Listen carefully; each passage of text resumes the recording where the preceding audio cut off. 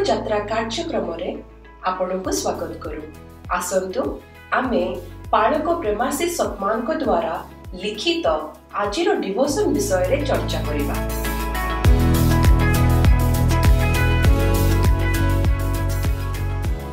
Praise the Lord. Praise the Lord. आजी आमे एक एमती विषय रे कथा हेबा जहां हम समस्तंक जीवन को छुए। हां माने जीवन रे तो झड़ तूफान आसीबो ही आसीबो, सेते बेले भी आनंद रे रहिबा, अविचलित रहिबा, एटा केमिति संभव? बहुत गुरुत्वपूर्ण प्रश्न। आउ एई विषय रे आमे पालक प्रेमाशीष सतमनकर गोटे भल लेखा अछि झड़ रे अविचलित आनंद, सेटा को आधार करी किछि आलोचना करिबा। बहुत भलो। आमर लक्ष्य हेला माने एई लेखा भितर को जाई बुझिबा जे आनंदर प्रकृत जागाटा कोठी आ कष्ट समय रे भी ताकू केमिति धरी रखी हेबो। देखंतु भल समय चलीथिले तो समस्ते खुशी रुहंती, सेतरे किछि बड़ कथा नहीं। ठीक। किंतु जेमिति परिस्थिति टिके एपट सेपट हेला, मने हुए जेमिति सबु आलुए लिभि गला। हाँ, सेटा अनुभव हुए। आउ साधारणतः माने दुनियार शिक्षा तो एया जे आम खुशीटा बाहर जिनिस उपरे परिस्थिति उपरे निर्भर करे। किंतु प्रश्न हेउची जणे ख्रिस्टी विश्वासी पाई भी कोन सेया सत्य? आम आनंद कोन सतरे परिस्थिति उपरे निर्भर करिबा कथा? एहिटा ही से लेखार मूल प्रश्न ना, जे आम आनंदर डोरीटा काहा हातरे अछि, परिस्थिति ना परमेश्वर? हाँ। आउ लेखक आमको एई प्रश्नर उत्तर पाई बाइबलर गोटे मुख्य सत्य पाखकु नहीं जाउछंती। अच्छा, से सत्यटा कोन आउ ताकू आमे केमिति बुझिबा? देखंतु ए विषय रे प्रभु जीशु निजे एक बहुत शक्तिशाली कथा कहिसंती। जोहान 16 अध्याय 33 पदरे से कहउछंती, मो तुंबमानंकु एही सबु कथा कहि अछि जेपरि तुंबमाने मो ठारे शांति पाइबो। आगो को कहउछंती, जगतरे तुंबमानंक पई क्लेश अछि, माने इटा सत क्लेश आसीबो।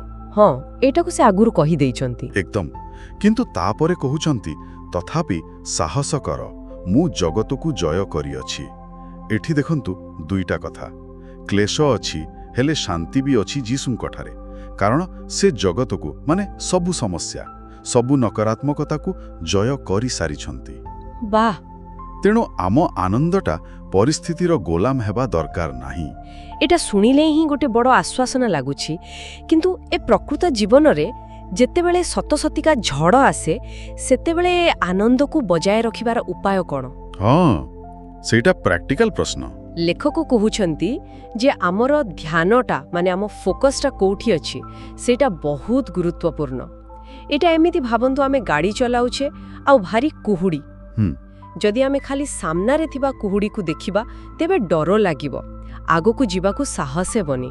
ठीक। किंतु जदि आमे रास्ता उपरे आ आम गंतव्य स्थल उपरे फोकस करिबा ना, तेबे आमे सावधान रे हेले भी आगो को बढ़ी पारिबा। भलो उदाहरण। सेमिति आमे जदि खाली आम समस्या को देखिबा तेबे डूबी जीवा परी लागिबो।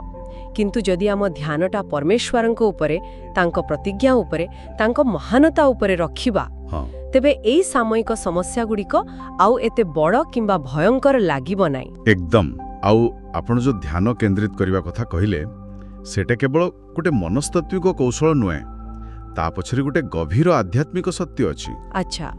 फिलिपियो 4 अध्याय 4 पद को देखंतु, पाउल कहउछंती, प्रभुंक ठारे सर्वदा आनंद करो, मु पुणी कहूची आनंद करो। हाँ, से सर्वदा शब्दटा बहुत गुरुत्वपूर्ण। निश्चय।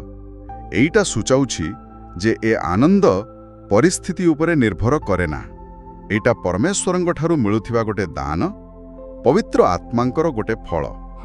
किंतु लेखक जेमती कहउछंती, आमको एइटाकू कार्यकारी करिबाकू पड़िबो, माने सचेतन भावरे एई आनंदरे बंचिबा पाई गोटे निष्पत्ति नेबाकू हेबो, बाछिबाकू पड़िबो। ताहले मूल कथा हेला, आमे काहा उपरे निर्भर करूछे सेइटा बदलाइबाकू पड़िबो।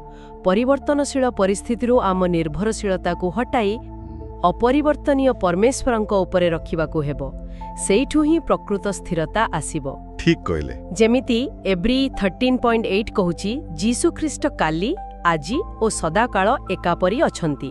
आम परिस्थिति बदली पारे, आम मनभावना बदली पारे किंतु आम आनंदर जी उत्स से सबुबेले समान स्थिर। आउ सेइथि पई बिलाप 3:22-23 रे कहा जाइछि, तांकर करुणा तांकर दया केबे शेष हुएनी, प्रतिदिन सकाळे सेगुडिक नुआ। वाह, एटा तो आहुरी बड़ भरोसा। तेणु ए सबुकु देखिले आमे गोटे बहु शक्तिशाली सिद्धांत रे पहुंचुछे, जीवन रे जहा भी होउना काहेकि, जेते बड़ झड़ भी आसुना काहेकि, जने विश्वासी हिसाब रे आमे सबुबेले आनंदित रहिबा पई बाछि पारिबा। माने एटा म हाथ रे अछि गोटे चयन। हां, एकदम। परिस्थिति भलो अछि बोली आनंद नुहे, बरं आम परमेश्वर किए, से केते भलो केते महान आउ से आम पई कोन सबु करिसंती, सेथि पई आनंद। एटा गोटे सचेतन आध्यात्मिक चयन, आउ ए चयन ही आमको परिस्थितिर दासत्वरु मुक्त करे। एहा बहुत गभीर कथा। तेबे पाळक प्रेमासे सतमनंक एही लेखारू आमी जो मुख्य कथाटी शिखिले सेटा हेला प्रकृत स्थायी आनंदटा बाहर परिस्थितिरु आसेनी ना, बरं आम ध्यानटाकू जानी सुनी इच्छाकृत भावरे परमेश्वरंक उपरे केंद्रित करिबारु आसे, एपरिकी जीवनर सबुठो कष्ट समयरे भी। हां, आउ एटा आम समस्तंक पई, माने जे भी सुनुछंती समस्तंक पई गोटे चिंता करिबार विषय में छाड़ी जाउछि। कोन से विषय? जेतेबेले आमे सत्रे कष्ट भितरे थाउ, पीड़ा भितरे थाउ, सेतेबेले सक्रिय भावरे परमेश्वरंक उपरे फोकस करबाकू चेष्टा कले, बाछिले आमर अनुभूति आउ आमर दृष्टिकोण केमिति बदली जाए। एटा खाली थियोरी नुहे, एटाकू अनुभव करबा दरकार। निश्चय एहाकू निजे करि देखिले ही जणा पड़िबो। आउ पाळक प्रेमाशीष सतमनंकर लेखार शेषरे जो प्रार्थनाटी अछि सेटा ए सबु कथार सारांश को भारी सुंदर भाबरे कहि देउछि। हां, सेटा कोन थिला? एम्ति के प्रभु जीसु तुमे ही मोर सबु झड़ भितरे मोर आनंद आउ शांति, मोते साहाय्य कर जेमिति मो सबु बळे तुम उपरे ध्यान दे आनंद रे रही पारिबी। आमेन। बहुत सुंदर प्रार्थना। Praise the Lord. Praise the Lord. आजी आत्मिक यात्रा कार्यक्रम रे जोग देवा पई धन्यवाद, जेउठी आमे प्रतिदिन परमेश्वर को वाक्य आलोचना करूछु। जदि एही कार्यक्रम आपनको आशीर्वाद देई अछि, तेबे एहाकू आपना फैमिली आउ फ्रेंड्स व्हाट्सएप ग्रुप रे शेयर करंतु। आसंता काली पुणी देखा हबा। धन्यवाद।